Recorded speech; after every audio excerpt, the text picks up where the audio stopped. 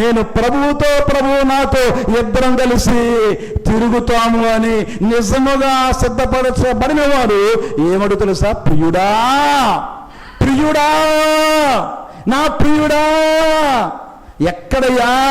లే.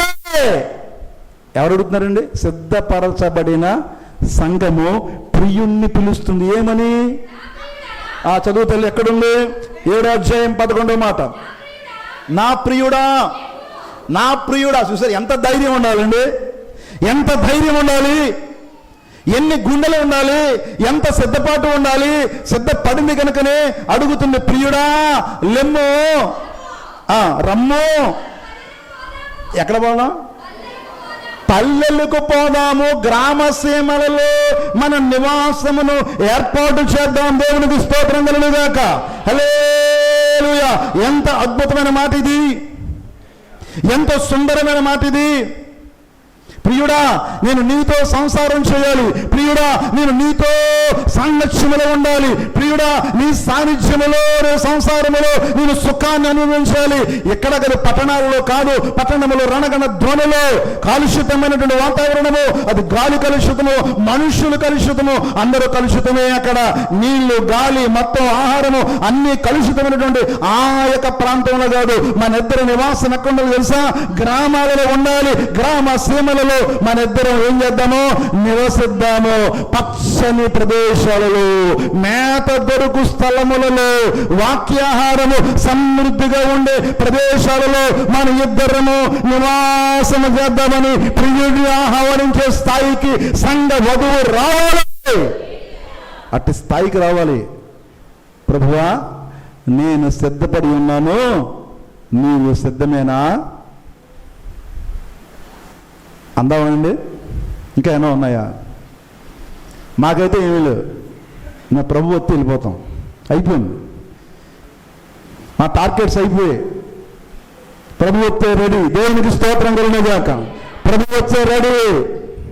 ప్రభువా, ఒకవేళ సిద్ధపరచబడితే నీవు కూడా ప్రభువుతో ఉండడానికి, ఆయనతో సహవాసం చేయడానికి నువ్వు సిద్ధంగా ఉండాలి. ఎక్కడ నివాసము? గ్రామాలలో. ఎక్కడండి? మరి గ్రామాల్లో ఎక్కడన్నా ఉన్నారండి మన వాళ్ళు? పెద్దోళ్ళు, మన పెద్దోళ్ళు సంఘాలన్నీ ఎక్కడున్నాయమ్మా? యూట్యూబుల్లో మీరు చూసే ప్రసంగికులు అందరూ సంఘాలు ఎక్కడున్నాయి? లంకలో ఉన్నారు. జానీ వెస్లీ గారు పెట్టమను. పెడతారా బాబు? ఎందుకు పెట్టరు? పెట్టలేరు, పెట్టరు. ఎందుకు పెట్టరు? జనం రారో. దేవునికి స్తోత్రం. పల్లెటూరులో సేవ అది మామూలు విషయం కాదు. పట్టణాల్లో ఎవరికాలే అలా చిన్న జాగ్రత్త, ఒక ప్రత్యేకమైన కళ్యాణ మండపం బుక్ చేసి 2 బాక్సులు బయటెట్టి ఒక చక్కని మాట పాడితే ఆ దారండి బాబులు అందరూ వచ్చి ఏం చేస్తారు బాబు? అలా కూర్చుంటారు. దేవునికి స్తోత్రం కలుగుగాక. వంట పెట్టిన వంట ఎక్కడో పెద్ద తంట. ఆ రాజుపాలు గారు ఎవరు? ఆయన ఎవరికి పుట్టారు? ఆయన ఎందులోంచి వచ్చాడు? ఆయన ఎందులో దూరాడు? ఆయన ఎందులో ఉన్నాడు? ఆయన ఎవరని ఏం చేస్తారంటే డిక్లరేషన్ చేసుకుని అన్ని సమకూడుతూనే ఒక ఆత్మ ఇక్కడ రాగలదు. ఒక ఆత్మ రక్షించడానికి మాకు కొన్ని సంవత్సరాల, దశాబ్దాల కాలం పట్టింది. దేవునికి స్తోత్రం కలుగుగాక. ఒక ఆయన అంటాడు, అయ్యా ఇదే మందిరాన్ని మీరు తునిలో కానీ, కాకినాడలో కానీ, రాజమండ్రిలో కానీ పెడితే ఈ మందిరం పట్టదండి. కాదయ్యా, దేవుడు మాకు చూపించిన ప్రాంతం ఇది. ఇందులో మనుషుల కొరకు మేము ప్రయాసపట్టలేదు. కొద్దిమంది అయినా ఆ ఉన్న కొద్దిమందిని ప్రభువు యొక్క వధువు కన్యకలు సిద్ధపరిచి, బలా నమ్మకమైన మంచి దాసుడా, నీకు ఇంకో 2 తలాంతులు ఇచ్చాను, ఈ తలాంతులను పాతిపెట్టగా ఇదిగో నా కొరకు చూపించావని ఆయన నుండి మెప్పు పొందడానికి మేము ప్రయాసపడతాము. గ్రామ సీమలలో, పల్లె ప్రాంతాలలో దేవుని కొరకు మేము ఓడబడతాము. దేవునికి స్తోత్రం కలుగుగాక. ఇది దేవుని పరిచర్య. గ్రామ సీమలలో ఎక్కడండి? నా దేవుడు ఊరు ఏ ఊరో తెలుసండి? నా యేసు ప్రభుది యెరూషలేం పట్టణం కాదు, నజరేతు. ఏదండి?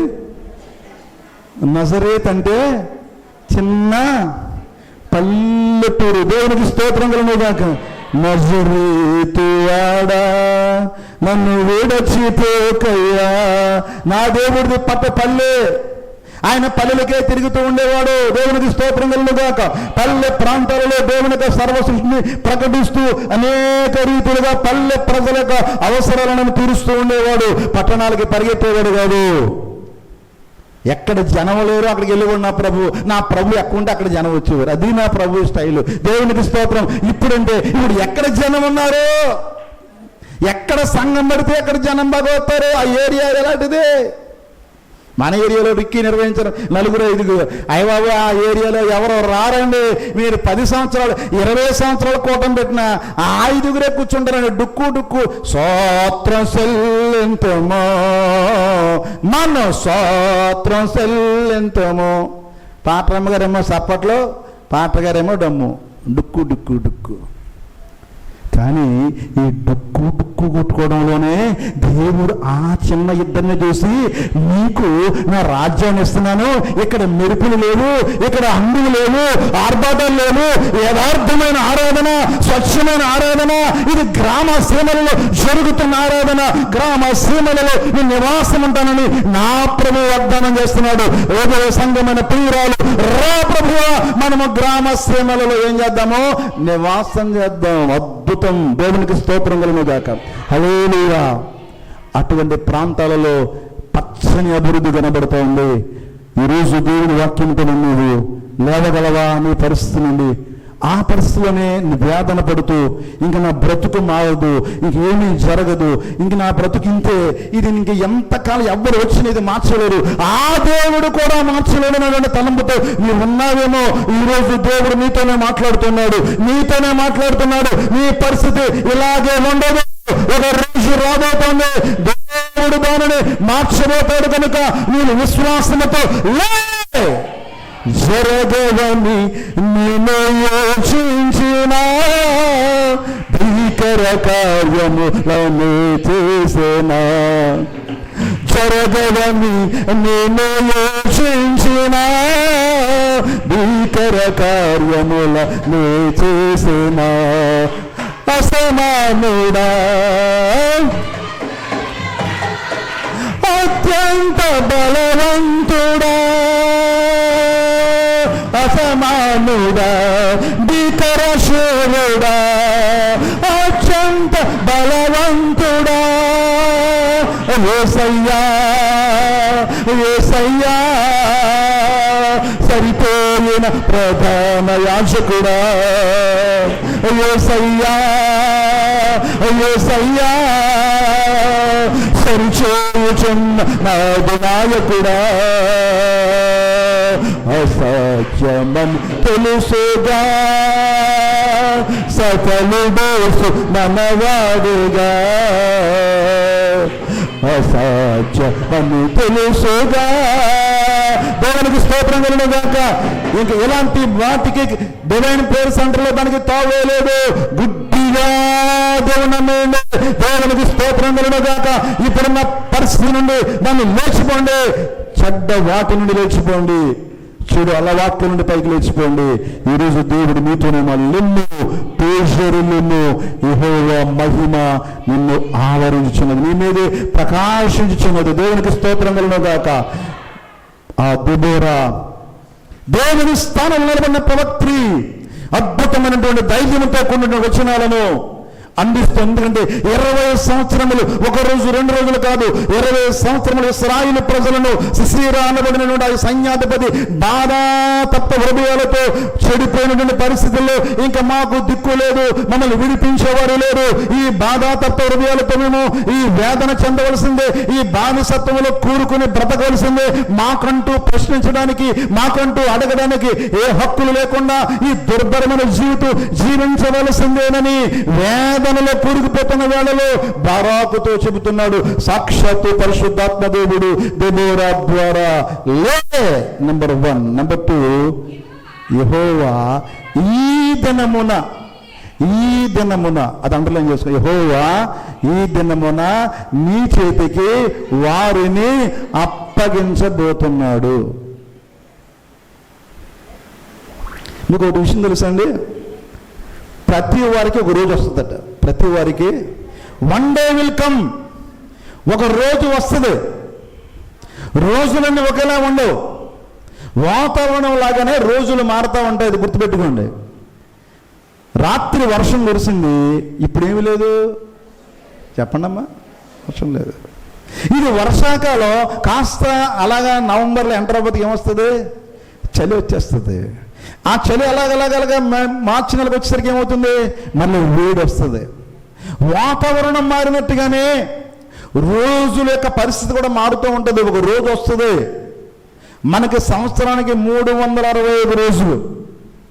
ఈ 365 రోజుల్లో 300 రోజులు కూడా మనుషులు అట్టండి ఏదో పోగొట్టుకున్న వాళ్ళగా, ఏదో తెచ్చేసినట్టు, ఏదో పోగొట్టేసుకున్నట్టు, ఎంతో భారం ఈవిడ ఉన్నట్టు, మొత్తం ప్రపంచానంతా ఈవిడే పోషిస్తున్నట్టు, అందరికీ ఈవిడే అన్నం పెడుతున్నట్టు, అందరికీ ఈవిడే జీతాలు ఇస్తున్నట్టు, అందరి కుటుంబాలనే బాధ అంతా కూడా ఈవిడి నెత్తి మీద ఉన్నట్టు, మొక్కలో నవ్వు ఉండదు, మాటలో లవ్ ఉండదు, చూపులో ఏముండదో, ప్రేమ ఉండదు, ఏం కనపడ.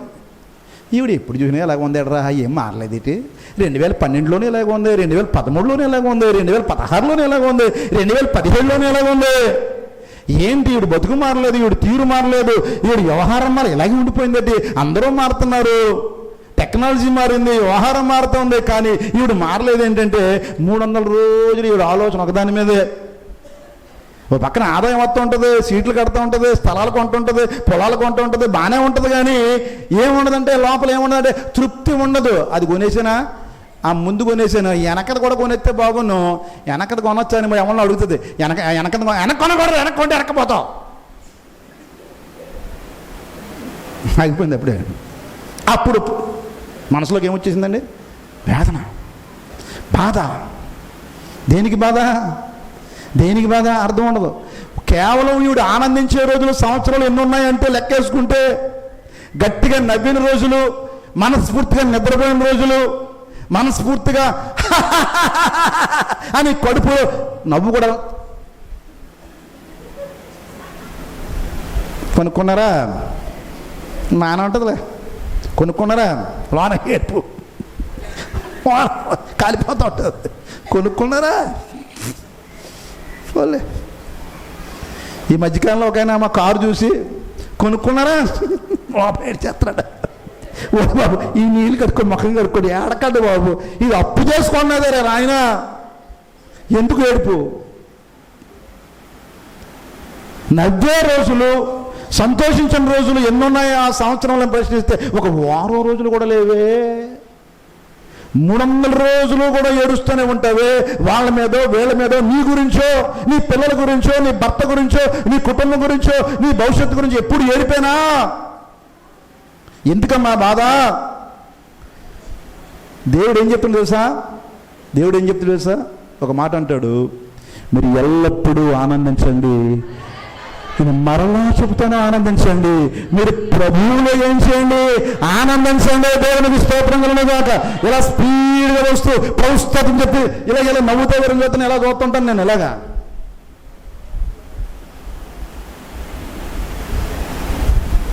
మాకు ఏం చేస్తాం? నా షుగరు బీపీ అందుకే వస్తున్నాయి. ఎందుకు నవ్వాలి? ఏముందని మరి ఏమీ లేదని. వాయినాడులో లేవు, సంతోషించు. వాయినాడులో లేవు. వాయినాడు కేరళలో ఉన్న ప్రాంతం, అద్భుతమైన అందమైన ప్రాంతం. వాటి గురించి ఆ విజువల్ చూస్తుంటే బాధ కలుగుతుంది. చిన్న బిడ్డలు చిన్న చిన్న పాలు తాగేవారు కూడా మట్టి కప్పడిపోయి సజీవంగా మట్టి కప్పెత్తే, బతుకుండగానే మట్టి అడిపోతే, చచ్చిపోయిన తర్వాత మట్టి ఎత్తే ఒక వ్యవహారం పోలే. బతుకుండగానే మట్టి మీద అడిపోతే, ఊపిరి ఆడకపోతే ఎలా ఉంటుందో ఒకసారి ఆలోచన చేయండి. అది నిజంగా మడ్ర కంటే ఎవరైనా కత్తిచ్చి పొడి చేసినా పర్వాలేదు, కంచేపు ఇలా పుట్టుకుని చచ్చిపోవచ్చు. కానీ మట్టి మీదడిపోతే బతుకుండగానే ఎంతటి ఘోరమైన మరణమో ఒక్కసారి మీరు ఆలోచన చేయండి ప్రియులారా. కొన్ని వందల శవాలు, ఇంకా లెక్క తేలలేదు. 30వ తారీఖున జరిగింది ఫ్రెష్గా. ఇది 4వ రోజు. ఆ పక్కన మిలిటరీ వారు, ఎన్డీఆర్ఎఫ్ సిబ్బంది, సిఆర్పిఎస్ మొత్తం ఎంతగానో శ్రమిస్తున్నారు వారందరినీ ఆ శవాలను బయటికి తీయడానికి. అటువంటి స్థితిలో నీ కుటుంబము, నా కుటుంబము, నా పిల్లలు, నీ పిల్లలు లేరే, ఎందుకు ఆనందించకూడదండి దేవుని సన్నిధిలో? ఎందుకు నవ్వకూడదండి? ఎందుకు సంతోషించకూడదు? ప్రభువా, మమ్మల్ని మా కుటుంబాలను నీ సన్నిధిలో నిలబెట్టావు ప్రభువా. మేము కళాకని వారి వలె ఉన్నాము, మా నోటి నిండా నవ్వుందే. దేవునికి స్తోత్రం కలుగుగాక. ఇది కళా నిజమా? ఇంతటి ఘోరమైన కృత్యాలు చుట్టూ జరుగుతున్నాయి. గొప్ప గొప్ప ప్రమాదాలు, పెను ప్రమాదాలు జరుగుతున్నాయి. ఈ తరుణములో మమ్మల్ని ఎంతో దూర ప్రాంతాలు వెళుతున్నప్పటికీ మమ్మల్ని కాపాడుతున్నావేని ఒక సాక్ష్యాన్ని కూడా నేను వినలేకపోతున్నానే. ఇంకేం చేయాలి మీకు దేవుడు? 2,000 కోట్లు 3,000 కోట్లు ఆస్తి డబ్బులు ఇవ్వాలా? మణుగుల బంగారం ఇవ్వాలా? నువ్వు కాసుకోలేవురా నాన్న. ఒకవేళ నువ్వు జనాన్ని ఎవరిని పెట్టుకుంటే ఆ జనమే నేను చంపేస్తారు. డబ్బులో ఏమీ లేదు, ఆనందం లేదు. దేవునికి స్తోత్రం కలుగును గాక.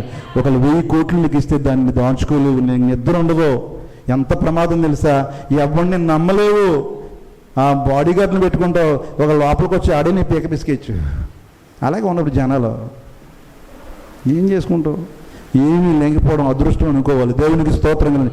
ఎక్కడైనా సరే ఆగి నువ్వేం చేయొచ్చు? టీ తాగొచ్చు. టీ తాగమనండి.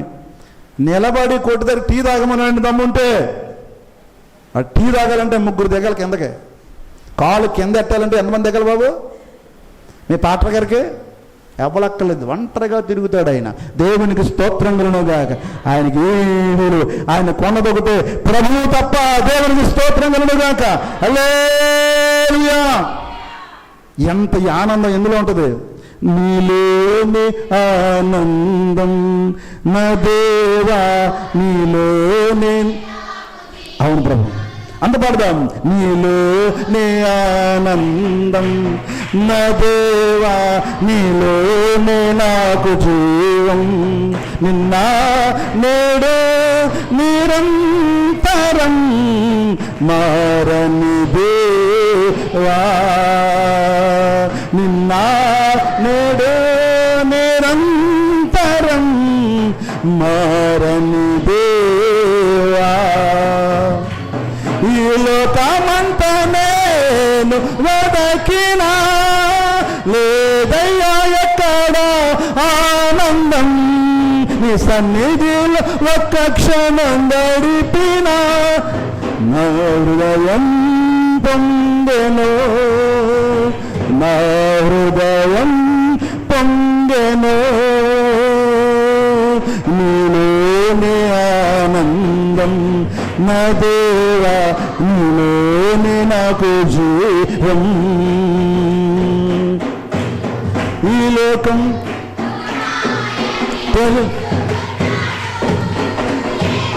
నా సొంతం. అబ్బా ఎంత బాగా రాసేది పాట. ఒక్క మాయది, ఒక్క క్షణంలో అయిపోతే మాయమైపోతే.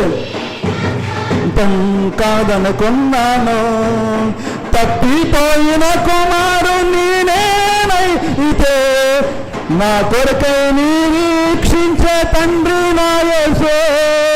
తప్పిపోయిన కుమారుని నేనైతే, నా కొరకై నిరీక్షించే తండ్రి నా యేసు.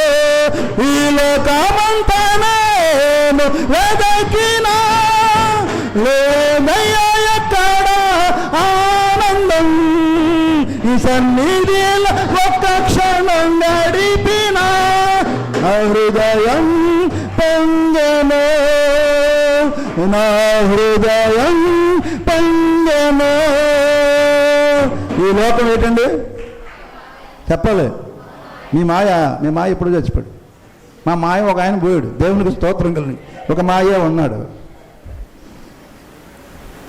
ఆయన మాయే. ఈ లోకం ఒక మాయని తెలుసుకో. తెలిస్తే ఆయనతో ఉండడానికి ఇష్టపడతావు. ఒక రోజు రాబోతుంది, ప్రతి ఒక్కరికి ఒక రోజు రాబోతుంది. ఈ దినమున దేవుడు మీ చేతికి వారిని అప్పగించబోతున్నాడు. ఒక అద్భుతమైన సంఘటన చెప్పిన త్వరగానే ముగిస్తాను. ఈ లోకములో అద్భుతమైన వ్యక్తి, ప్రతి వారు ప్రేమించే వ్యక్తి, ప్రతి వారు ఇష్టపడే వ్యక్తి, ప్రతి వారు చూడాలనుకునే వ్యక్తి, అతనితో మాట్లాడాలని, అతనితో ఉండాలని, అతనితో స్నేహం చేయాలని నేను కూడా వీళ్ళూరుతున్నాను. అవసరమైతే పైకి వెళ్ళిన తర్వాత ఆయనతో సన్నిహిత సంబంధాన్ని పెట్టుకుంటాను. దేవునికి స్తోత్రం కలుగుగాక. ఆయన ఎవరో కాదు, దావీదు. ఎవరండి ఆయన? దావీదుతో స్నేహం కావాలని ఉందా? ఎంతమంది చేయాలనుకుంటున్నారు? చేద్దాం. దేవునికి స్తోత్రం కలుగుగా. వాళ్ళందరూ ఉన్నారు. దావీదు ఒక అద్భుతమైన వ్యక్తి. దావీదు నా హృదయానుసారుడు. దావీదులో కపటము లేదు, దావీదులో మోసము లేదు, దావీదులో అన్యాయం లేదు. దావీదు ఎల్లప్పుడూ కూడా కృతజ్ఞత కలిగిన వాడు. ఎన్ని క్వాలిటీస్ ఉన్నా చూడండి అందులో. చిన్నప్పటి నుంచి కూడా ఎదిగిన పరిస్థితిని గమనిస్తే కష్టపడే తత్వము. ఎక్కడికో నాన్నగారు పంపించేసేవారు, ఆడికి వెళ్ళి ఆ యొక్క గొర్రెలు ఎంత చక్కగా కాసేవాడో. ఒకవేళ ఏ గొర్రెనైనా, ఏ సింహం కానీ, ఏ ఎలుగుబంటి కానీ ఏదైనా పట్టుకుపోయింది అనుకోండి, బాగానే పోయిందిరా, మా నాన్నకి ఏదో చెప్దాంలే, ఇంతమంది గొర్రెలు పోతే అనుకునే తత్వం కాదు. దానిని విడిపించి మరలా మందలోనికి చేర్చే అద్భుతమైన బుద్ధి కలిగిన వాడు, సుబుద్ధి కలిగిన వాడు దావీదు. దేవునికి స్తోత్రం కలుగుగాక. అటువంటి దావీదు సౌలుకి ఒక అద్భుతమైన సహాయం చేశాడు. ఇది మామూలు సహాయం కాదు, ఎవరూ చేయలేని సహాయము. అది ఎలాంటి సహాయం అంటే, అప్పటి వరకు వారి ఇజ్జత్తు మీద కొడుతున్నాడు, వారి బుద్ధి మీద కొడుతున్నాడు, వారి అహం మీద కొడుతున్నాడు, వారి యొక్క బలం మీద కొడుతున్నాడు. ఎవడురా ఇశ్రాయేలు ప్రజలలో మొలతాడు కట్టిన మగవాడు ఎవరైనా ఉన్నట్లయితే, వాడు మొలతాడే కడిగితే, వాడు భోజనమే చేస్తే, వాడు మగాడైతే రండి, వాడితో నేను, నాతో వాడు పోట్లాడతాడు, ఒక్క బుద్ధుడికి వేసేస్తాను, రండిరా అని సవాలు విసురుతుంటే 40 రోజులు అన్నీ మూసుకుని అని ఉణుకుతున్నారట. మేసం తిప్పే మొనగాళ్ళందరూ కూడా ఏం చేస్తున్నారండి? సింహాసనం మీద కూర్చున్నటువంటి రాజు మొదలుకొని సైన్యాధ్యక్షుల వరకు ఎవరినో గొలియాతును ఎదిరించే ఆ దమ్ము ధైర్యం లేక మూసుకుని కూర్చున్న వేళలో ఒక బాలుడు, దేవునికి స్తోత్రం కలుగుగాక, బాల్య వయస్సులోనే యెహోవాను తన యొక్క ఔపాసన చేసిన నరాల్లో యెహోవా యొక్క ధైర్యాన్ని, యెహోవా యొక్క ఔదార్యాన్ని, యెహోవాలో ఉన్నటువంటి ఆ గొప్ప శక్తిని, అభిషేకాన్ని పూనుకున్న వాడై జీవము గల దేవుని సంయమనను తిరస్కరించుటకు ఈ చిన్న పిల్లని తెలుస్తాడు. ఎవడలా? ఆడి చేతులు నేనా, నా చేతులు వాడా? ఈరోజు వెళ్ళిపోవాలి. మోసుకుంటారా మీరు? రే, నీ బుద్ధి నాకు తెలుసురా. యుద్ధం జున్నకు వచ్చావు కదా, అన్నదమ్ములు ఎప్పుడునండి ఒకరు పైకొత్తుంటే రానవరు ఏటో కానీ ఒకే రక్తం అంటారు. మరి అర్థం అవ్వదు.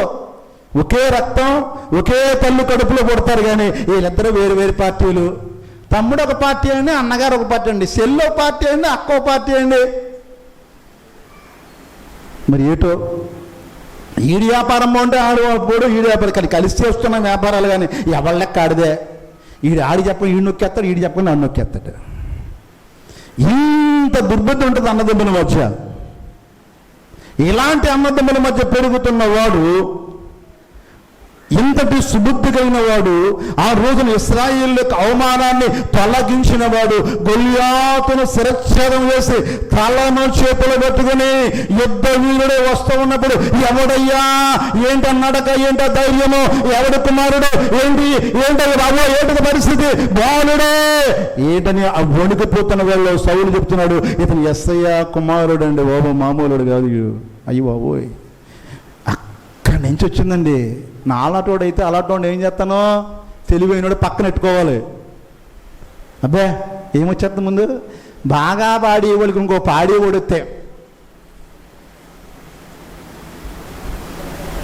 ఇలా చూస్తుంది. బాగా చెప్పేవాడికి ఇంకో చెప్పేవాడు వచ్చాడు అనుకోండి, చెప్పేస్తున్నాడు ఏటో ఫీలింగ్. అది ఉండకూడదు. ఎందుకు ఉండకూడదు? పరలోక రాజ్యం అందరికీ దేవుడు ఒక తలాంతును, దేవుడు ఒక్కొక్కరిని ఏం చేస్తాడమ్మా, చేతులు చూడండి, నా చేతులు ఒకలాగా ఉన్నాయా, ఒక ఏళ్ళు ఎలాగుంది బాబు, ఒక ఏళ్ళు అంతేనా, ఒక ఏళ్ళు పొడుగ్గా ఉంది. అలాగే దేవుడు తలాంతును ఒక్కొక్కరికి ఇస్తాడు. ఆ తలాంతును బట్టి మనం ఏం చేయాలి? ఆనందించాలి. ఆ పాట పాడుతుంటే మనం ఆస్వాదించాలి. కానీ అవును నేను పాడేస్తాను అనకూడదు.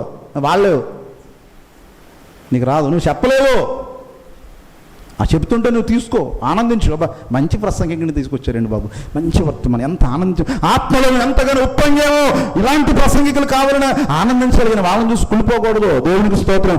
అదే పతనానికి మొదటి మెట్టు అయిపోయింది సౌలుకి ఎంతగానో ప్రోత్సాహబలంగా ప్రోత్సాహకరంగా ఒక సైన్యాధ్యక్షుడుగా సైనిక బలంగా 100 మంది సైనికులతో సమానమైన వాడు ఒక్కడు దొరికాడంటే అలాంటి వాడిని ఎలా చూసుకోవాలి? తన కుమార్తెనిచ్చి పెళ్లి చేసి అల్లుడుగా చేసుకుని తన యొక్క కుటుంబంలో ఒక సభ్యుని చేసుకుని అవసరమైతే చిన్న సామంత రాజ్యాన్ని చేతికి అప్పగించేసి అలాంటి వాడి చేతిలో చల్లగా హాయిగా ఉండాలనుకున్న అలాంటి వాడు అయితే అలాగ ఉంటాడు. దేవునికి స్తోత్రం కలిగినగాక. మనకెందుకురా బాబు, చక్కగా బయటోడు దొరికాక అప్పు చెప్పేద్దామండి. వీరికి ఏమొచ్చిందండి? అన్నీ ఈడే చేసేది అసూయ. ఏంటండి అసూయ? అసూయ. ఎప్పుడన్నా పడ్డారా? నేను ఎప్పుడు ఎవరిని చూసి అసూయ పడలేదన్న చేతులు ఎత్తండి. అది ఉండకూడదు. దేవునికి స్తోత్రం కాక. దేవుడు కట దహన బలు అర్పించేవారట. ఏ బలు అండి?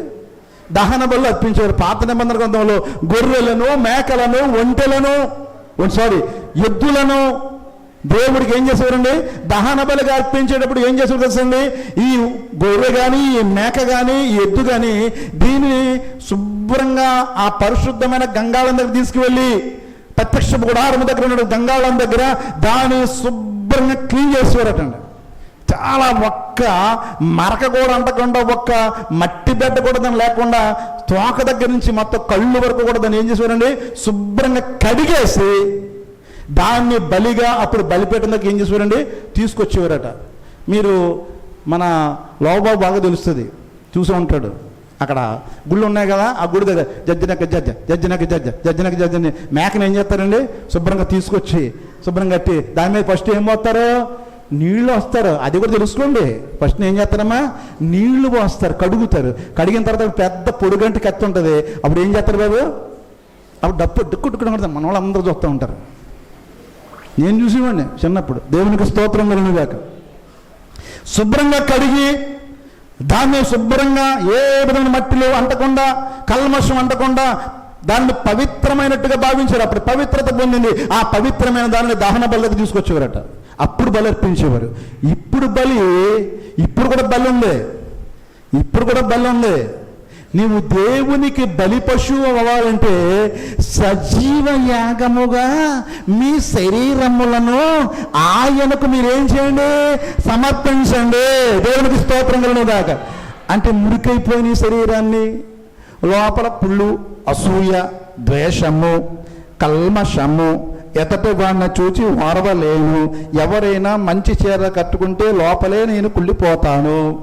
బంగారం కొనుక్కుంటే వాడవలేను.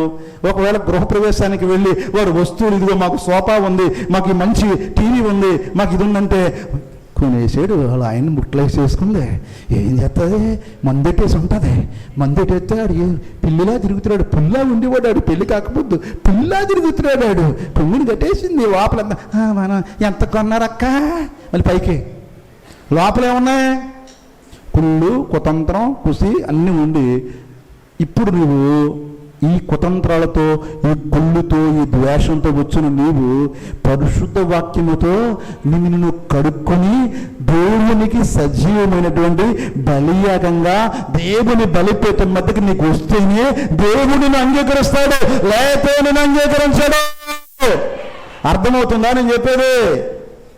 ఎందుకు వద్దంటున్నాను? అందుకు ఆ బాధ మనం వాళ్ళ కొనుక్కోనివ్వండి. మనం కొనుక్కు తర్వాత 2 రోజులు ఆగితే మనం కొనుక్కుంటాం. 2 రోజులు ఆగుతారు అంతే. ఇప్పుడు సైకిల్ మీద తిరిగిపోరండి. ఒకప్పుడు సైకిల్ మీద తిరిగి వాళ్ళందరూ బళ్ళు కొనుక్కున్నారా లేదా? ఒప్పుకోరా? కొనుక్కున్నారు. దేవుని చెప్పాను, ఎప్పుడో అక్కడ చెప్పాను నేను. బళ్ళు నుంచి కార్లు వస్తాయని చెప్పాను లేదమ్మా? మరి చెప్తే నెరవేరుతాయి, మీరు గుర్తుపెట్టుకోరు అంతే. దేవునికి స్తోత్రం కలుగుగాక. కాస్త లేట్ అవుతుందంతే, కానీ వాళ్ళు వస్తారు. మనము వాళ్ళని పడి ఏడవలసిన పని మనకు లేదు. ఎందుకంటే మనం దేవునికి అంగీకరించబడం. అది మనం దేవునికి సజీవంగా అంగీకరించబడాలంటే మనలో ఇటువంటివి ఏమీ కూడా ఉండకూడదు. సజీవ యాగముగా దేవునికి శ్రేష్టమైన బలి పశువుగా ఉండాలంటే నిన్ను నీవు నీ శరీరమును ఇలాంటి లోకమాన్యులు ఏమి అంటకుండా అందరూ బాగుండాలి, అందరూ దేవుని రాజ్యమును ఆనందించాలి, అందరూ సంతోషంగా ఉండాలి, అందరూ సంతృప్తిగా ఉండాలి, అందరూ సుఖంగా ఉండాలి, అందరూ వర్ధిల్లాలి, అందరూ ఆరోగ్యంగా ఉండాలి, అందరూ బాగుండాలి అనే మనస్సు నీకుంటే దావీదు వంటి మనస్సు అది. దేవునికి స్తోత్రం కలుగును గాక. దావీదు ఇటువంటి మనస్తత్వం కలిగిన వాడు గనుక సౌలులో అసూయ ఎక్కడ దాకా తీసుకొచ్చిందంటే ఇంత మేలు చేసేవాడిని చంపేయాలని 3,000 మందిని తీసుకెళ్ళాడట. ఎంతమంది అండి? ఎంతమంది తెలుసా?